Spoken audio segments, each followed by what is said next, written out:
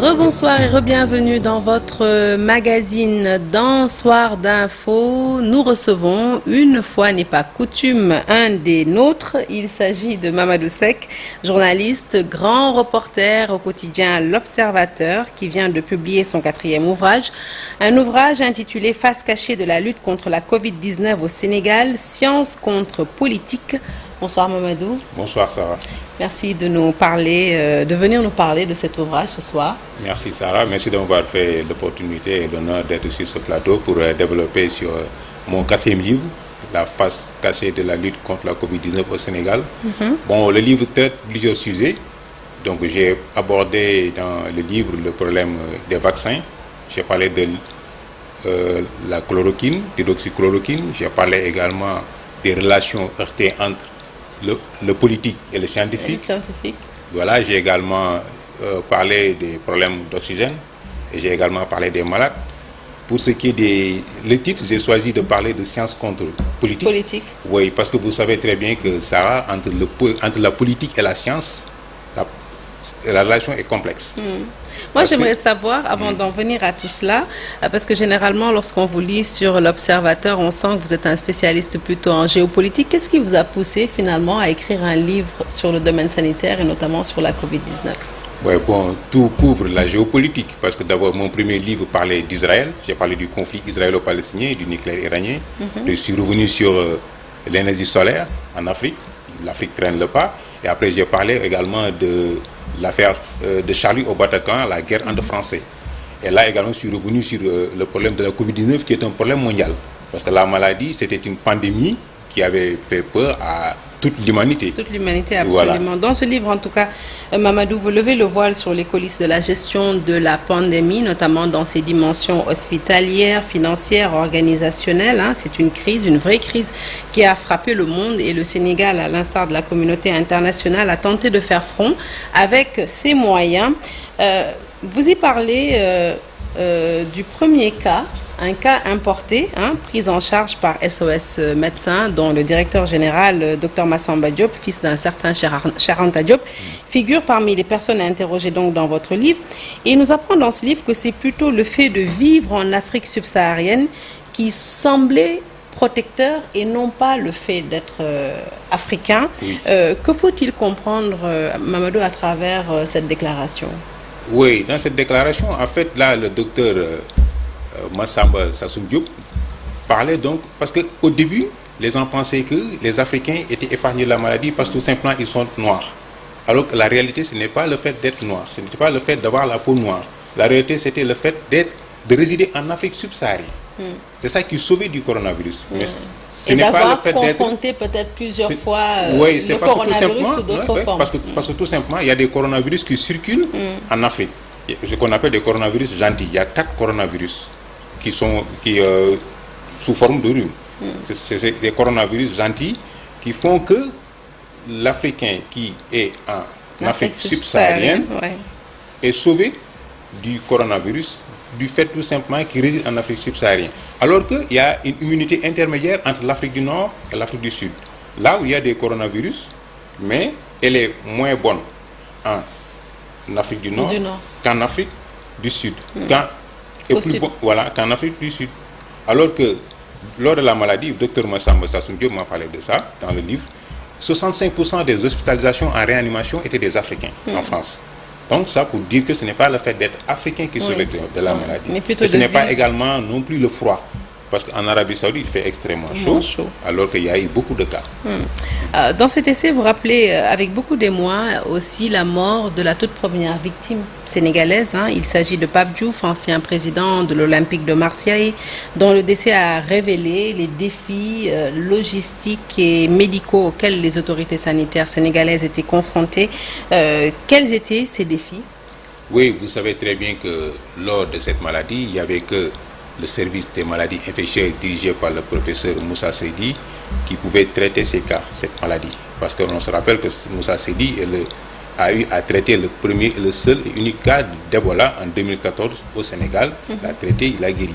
Et quand il y a eu cette maladie, le Sénégal n'était pas encore préparé parce qu'on ne connaissait pas les médicaments qui pouvaient nous sauver de cette maladie. Et quand il y a eu le cas de Pape Diouf, il a été directement acheminé dans l'ancien SMIC. Parce qu'il y a un nouveau SMIC qui a été construit par le professeur Moussa Seydi. Et quand Pape Diouf commençait à être gagné par la maladie, il a été transféré dans une salle d'urgence. La salle de cardiologie a été transformée en soins intensifs. Et là, comme Pape Diouf était en train vraiment d'être gagné a été vraiment frappé et très affecté par la maladie. Donc, on a voulu à un certain moment l'évacuer en France, mais son état de santé ne lui permettait pas d'être évacué en France. Et finalement, et donc le défi, c'était qu'il fallait se réadapter très vite. Et qu'il fallait se réadapter, donc raison pour laquelle après on a monté des SMIC, des centres de traitement épidémiologique partout au Sénégal et dans les différents hôpitaux pour faire face aux nombreux cas qui commençaient à gagner du terrain.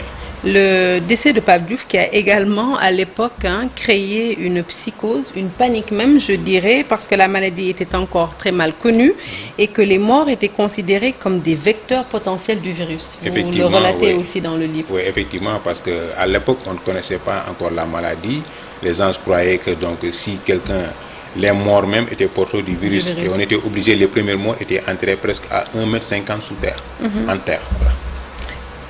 Une épidémie, on le sait, rime toujours avec des informations intox. La Covid aussi a eu son lot de fake news, parmi lesquelles un vaccin financé par le milliardaire et philanthrope Bill Gates et dont le but était justement de réduire la population africaine. C'était quand même gros et pourtant certains y ont cru et continuent d'y croire d'ailleurs, Mamadou. Oui, mais vous savez, Sarah, aucun vaccin, les vaccins n'ont jamais été incriminés dans une campagne d'élimination des populations, a fortiori en Afrique. Le vaccin, en 1796, Jenner a découvert le vaccin contre la variole. Ça a été utilisé partout. Et partout dans le monde. Et la variole a disparu dans les années 80. Vous voyez? Et ensuite, Bill Gates ne fabrique pas de vaccin. Bill Gates est un donateur, et parmi les donateurs de ce qu'on appelle Gavi, Alliance mondiale pour les vaccins. C'est Gavi, Alliance mondiale pour les vaccins. Vous savez, au début, avant la création de Gavi en 2000, un vaccin pouvait faire 20 ans avant d'arriver en Afrique. Il y a des vaccins également où le Sénégal ne dépasse que 0,34 francs. C'est grâce à Gavi qui a été créé en 2000. Et attention, le Sénégal, on entre dans une autre ère. Le Sénégal est devenu producteur de pétrole et de gaz. Si jamais on se rend compte que le Sénégal peut prendre en charge certaines de ses finances, mais on va retirer le Sénégal de Gavi. Et si on retire le Sénégal de Gavi, donc il y a des vaccins qui sont extrêmement chers, que le pays ne peut pas se payer. Ou bien ça va donc encore coûter beaucoup plus cher nos finances. Parce que le Sénégal dépasse 250 milliards par an pour acheter des vaccins. Mais ça dit que tout ça, c'est lié à une campagne de ce qu'on appelle les antivax. Ce sont les antivax qui sont derrière. Mais le seul élément qui a eu à éradiquer une maladie dans le monde, c'est le vaccin. C'est le vaccin. Pour avoir enquêté sur le sujet, comment qualifierez-vous, Mamadou, avec du recul, la riposte sénégalaise face à la pandémie? Oui, la riposte a été efficace. Parce que dans un premier temps, on ne connaissait pas encore quel médicament utiliser contre cette maladie. Et le professeur Moussa Seydi utilisait la chloroquine d'abord pour certains patients. Après, c'était pour tester l'efficacité et également la tolérance. Et le professeur Moussa Seydi s'est rendu compte que les malades qui utilisaient la chloroquine guérissaient vite. Après, il a ajouté une deuxième molécule, c'est l'azithromycine. L'addition chloroquine-azithromycine, les malades guérissaient encore beaucoup plus vite. Et il a continué, n'empêche, il a continué à mener encore des études poussées. Et le professeur Didier Raoult également en France a utilisé la chloroquine, bien vrai qu'il a été taxé de tous les noms pour dire qu'il roulait pour certaines firmes, alors qu'il y a des firmes pharmaceutiques qui faisaient tout pour faire passer leurs médicaments, en essayant de corrompre des scientifiques pour qu'ils puissent faire passer leurs médicaments, parce qu'il y a eu beaucoup de médicaments qui ont été sortis en disant que ça peut guérir le coronavirus. Alors, pour en revenir aux médecins sénégalais, aux professeurs, c'est vrai qu'ils ont réalisé tout simplement des prouesses pendant cette pandémie, et vous consacrez une bonne partie de votre ouvrage à relater des relations souvent heurtées entre les politiques il est scientifique, comme vous le dites, comme vous l'avez dit à l'entame de l'interview, hein, et comme le révèle votre livre, Face cachée de la lutte contre la Covid-19 au Sénégal, science contre politique, quelles sont ces frictions, j'ai envie de dire, qui ont opposé politiciens et scientifiques? Oui, parce que vous savez, Sarah, la science a besoin de la politique. La politique a besoin de la science pour ses décisions. Dans le domaine de la santé, dans le domaine de l'environnement.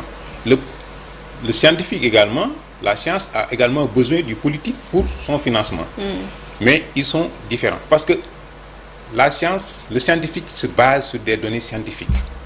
Alors que le politique, lui, écoute la population. Donc la relation est complexe. Parce que le politique, d'abord, comme dans le cadre de cette maladie, le politique, lui, je pense que, bon, donc si je prends telle décision, ça peut nuire à l'économie du pays, ça peut heurter également une communauté, ça peut également me coûter des électeurs. Alors que le scientifique, lui, ne prend pas en compte ces données. Le scientifique, lui, se base sur des données scientifiques. C'est dit factuel. C'est dit factuel. Et à titre d'exemple, on peut même parler de l'ancien ministre de la Santé, Abdoulaye Diouf Sarr, qui a dû choisir à un moment entre le fait de devoir rapatrier des Sénégalais établis en Chine ou de les laisser sur place et de s'assurer qu'ils sont bien pris en charge, quoi. Oui, à l'époque, la décision de l'ancien ministre Abdoulaye Diouf Sarr est salutaire. Parce qu'à l'époque, la Chine, qui fait face à de nombreuses maladies, où il y a eu le coronavirus en 2001, donc les Chinois connaissaient mieux la maladie. Le Sénégal ne connaissait pas encore la maladie. Donc si on tentait de rapatrier ces étudiants sénégalais qui étaient en Chine, ils pouvaient venir avec le virus, contaminer donc leur famille et également propager également la maladie partout dans le pays. Et raison pour laquelle Abdoulaye Diouf Sarr a pris la décision après l'accord du président Macky Sall, de ne pas rapatrier les Sénégalais qui étaient en Chine. Et l'histoire lui a donné finalement raison. Heureusement qu'aucun des étudiants sénégalais qui étaient en Chine n'a été contaminé par le coronavirus. Alors, les performances du système sanitaire sénégalais, on en a parlé. Qu'en est-il de la gestion politique de la pandémie? Bon, la gestion politique de la pandémie, il y a eu donc des mesures qui ont été prises pour des raisons politiques. Par exemple, l'achat du riz, les 1000 milliards qui ont été débloqués pour assister les populations qui étaient en confinement. L'argent a été géré d'une manière, d'après le rapport de la Cour des comptes, l'argent n'a pas été géré dans les règles de l'art.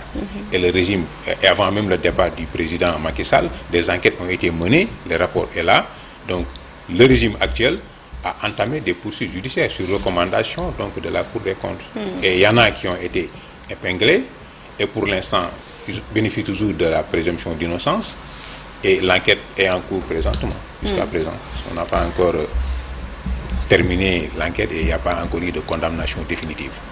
Alors, est-ce que vous pensez, parce qu'à chaque fois que l'on parle justement de cette gestion des fonds Covid, ceux qui étaient l'ancien régime, ils ont cette tendance à évoquer l'urgence, un contexte où il fallait agir vite et rapidement, où on n'avait pas vraiment le temps de la réflexion. Qu'est-ce que vous pensez de cet argument? Oui, je pense que c'est un argument qui peut être pris en compte à cause de l'urgence sanitaire qu'il y a eu lieu, parce que on avait fermé les frontières terrestres, aériennes et maritimes. Il y a eu également le confinement, il y a également le couvre-feu, il y a également l'arrêt de plusieurs activités économiques. Donc il fallait donc que l'État vienne en aide aux populations en donc libérant des fonds comme ce qu'on appelle le fonds force Covid-19. Maintenant, le fonds, c'était d'avoir une gestion saine de cet argent qui est de l'argent des contribuables. Et cette gestion-là devait être vraiment être beaucoup plus rigoureuse. Alors, il y a eu aussi cette bataille entre soignants qu'on ne peut pas occulter, oui. Parce que effectivement, il y a eu plusieurs experts qui ont dû intervenir dans ce contexte-là, et souvent effectivement ils ont eu des positions divergentes sur le sujet. Avec du recul aujourd'hui, est-ce que vous pensez que ces positions divergentes ont été de nature en tout cas à mieux aider à prendre en charge cette pandémie? Oui, je pense que c'est divergence parce que souvent il faut un tout pour faire un monde. Je pense que chacun peut avoir son idée, mais quand il s'agit donc de la science, on doit toujours se référer aux résultats scientifiques et non pas se baser sur des décisions politiques. Pour ce qui est, par exemple, le professeur Moussa Seydi a eu donc des divergences avec la tutelle à propos de la gestion, à propos donc de certains traitements, à propos également de la gestion et de la construction et du transfert de certains malades, également de la gestion de l'oxygène, de la gestion des centrales d'oxygène, de la gestion des respirateurs, et également de la gestion des CTE, également de la gestion des médicaments. Parce que il fallait laisser aux scientifiques de faire leur choix. Mais le choix ne revenait pas aux politiques. Mais dans cette affaire, il faut toujours se rendre compte que le politique est plus puissant que le scientifique. Parce que le dernier mot lui revient toujours. Raison pour laquelle donc souvent les relations étaient heurtées entre les deux parties, mais il y avait toujours l'arbitrage du chef de l'État, le président Macky Sall, parce qu'à chaque fois qu'il y avait une réunion à la salle des banquets, en présence de l'ancien ministre de l'Intérieur Antoine Diome, le président Macky Sall donnait toujours presque 80% du temps aux scientifiques pour prendre leurs avis.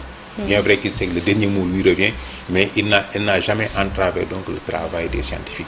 Il les écoutait et prenait des décisions en fonction de leur avis. Alors, j'aimerais évoquer avec vous une dernière question, c'est sur la résilience du système sanitaire sénégalais. Nous qui faisons le journal, je pense même dans le journal d'aujourd'hui, il ne se passe pas un jour sans que nous ayons des remous dans le secteur de la santé. Mais aujourd'hui, force est de constater, ou bien des populations qui se plaignent en tout cas d'un système sanitaire souvent défaillant. Et aujourd'hui, force est de constater que ce système sanitaire, il a tenu et il a vaincu cette pandémie. Est-ce qu'on peut parler d'une résilience du système sanitaire sénégalais, pour vous qui avez enquêté? Oui, parce que vous savez très bien que nous avons les meilleures ressources humaines, surtout dans le domaine sanitaire. Vous allez à l'université, j'en ai parlé dans l'ouvrage, vous allez à l'université Cheikh Anta Diop, à la faculté de médecine, mais il y a plus de 300 molécules que les étudiants peuvent fabriquer ici. Par exemple, le paracétamol. Les étudiants fabriquent le paracétamol ici. Donc, l'urgence pour moi, c'est de renforcer la recherche, d'assister également ces étudiants, et sur le plan sanitaire également, une meilleure formation des infirmiers, des médecins, et une meilleure également gestion de la logistique. Parce qu'il ne manque pas de scientifiques, il ne manque pas également de personnes ressources pour traiter les malades, mais il manque tout simplement de la logistique. Parce que c'est sur ce point-là que les autorités doivent beaucoup plus insister pour améliorer donc la santé des populations également, et venir également en aide aux médecins qui traitent les malades dans tout le pays. En tout cas, la cérémonie de dédicace de votre livre s'est tenue la semaine dernière, le vendredi 12 décembre, plus précisément. Comment le public a-t-il accueilli ce livre? Oui, ça a été vraiment, extraordinaire, je dirais même, parce qu'il y a eu la présence même de salut de passage du professeur Abdoulaye, il y a le professeur Moussa Seydi qui était là-bas, et il y a également le professeur Abdoulaye Eliman Kane qui était là-bas, qui a vraiment fait le déplacement. Également, il y a les membres de la rédaction qui sont là-bas, de l'Observateur qui étaient venus, les anciens directeurs étaient là-bas, de même que le directeur actuel. Il y a également les journalistes qui ont fait un bon travail, les journalistes, mes confrères, qui étaient venus couvrir vraiment la manifestation, et la TFM également, et mes amis sont venus, mes anciens également, ma promo du lycée mixte de la Fosse, donc sont venus, mes condisciples donc sont venus.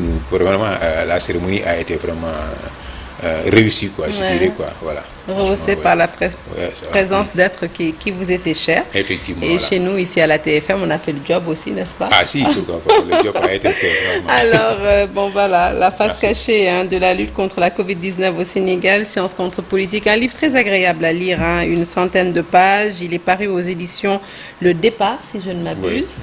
Oui. Effectivement. Félicitations encore une fois, Mamadou, merci d'être passé nous voir. Vous travaillez déjà sur le 5e ouvrage ou pas? Si, je suis déjà dans. Vous êtes déjà lancé? Oui, est-ce qu'on peut avoir un scoop là en direct? Il portera sur quoi? Sur le climat, le réchauffement climatique. Après la santé et l'environnement.